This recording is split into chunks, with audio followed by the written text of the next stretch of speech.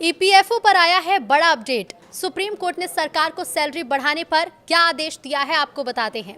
नमस्कार, न्यूज़ 18 का digital platform आप देख रहे हैं और मैं हूं रितु सिंह। देश के कई हिस्सों में न्यूनतम वेतन इस सीमा से अधिक हो जाने के बावजूद ईपीएफ की वेतन सीमा में कोई बदलाव नहीं किया गया है। बड़ी संख्या में इससे कर्मचारियों को सामाजिक सुरक्षा और भविष्य निधि के लाभ से वंचित रखा जा रहा है। उच्चतम न्यायालय ने सोमवार को केंद्र सरकार को कर्मचारी भविष्य निधि यानी कि ईपीएफ योजना में वेतन सीमा के संशोधन पर 4 महीने के अंदर कोई भी निर्णय लेने का निर्देश दिया है।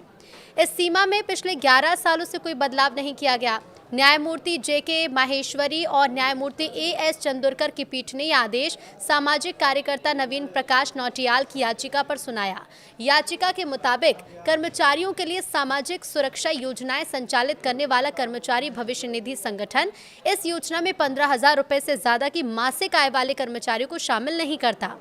याचिकाकर्ता के वकील प्रणव सचदेवा और नेहा राठी ने अपनी दलील में कहा है कि देश के कई हिस्सों में न्यूनतम वेतन इस सीमा से अधिक हो जाने के बावजूद ईपीएफ की वेतन सीमा में कोई बदलाव नहीं किया गया। इससे बड़ी संख्या में कर्मचारियों को सामाजिक सुरक्षा और भविष्य निधि के लाभ से वंचित रखा जा रहा है। शीर्ष अदालत ने याचिका का निपटान करते हुए याचिकाकर्ता को निर्देश दिए हैं कि वो 2 सप्ताह के भीतर आदेश की प्रति के साथ केंद्र सरकार के सामने प्रतिवेदन रखे। सरकार 4 महीने के भीतर इस बारे में कोई निर्णय ले। याचिका में यह तर्क दिया गया है कि पिछले 70 सालों में वेतन सीमा का पुनरीक्षण बहुत मनमाने ढंग से हुआ।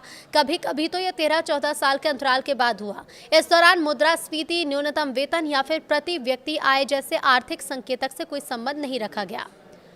याचिका के मुताबिक इस असंगत नीति के कारण ईपीएफ योजना के तहत पहले की तुलना में बहुत कम कर्मचारियों को इसका लाभ मिल रहा है। साल 2022 में ईपीएफओ की उप समिति ने वेतन सीमा बढ़ाने और अधिक कर्मचारियों को योजना में शामिल करने की सिफारिश की थी, जिसे केंद्रीय बोर्ड ने मंजूरी दे दी थी। केंद्र सरकार ने अब तक इस पर निर्णय नहीं लिया। याचिका के मुताबिक पिछले 70 सालों में ईपीएफ योजना की वेतन सीमा में हुए संशोधन के विश्लेषण से ये पता चलता है कि शुरुआती 30 सालों में ये एक समावेशी ढांचे के रूप में थी, लेकिन पिछले 3 दशकों में स्पष्ट रूप से अधिक कर्मचारियों को बाहर रखने का एक जरिया बनती जा रही है।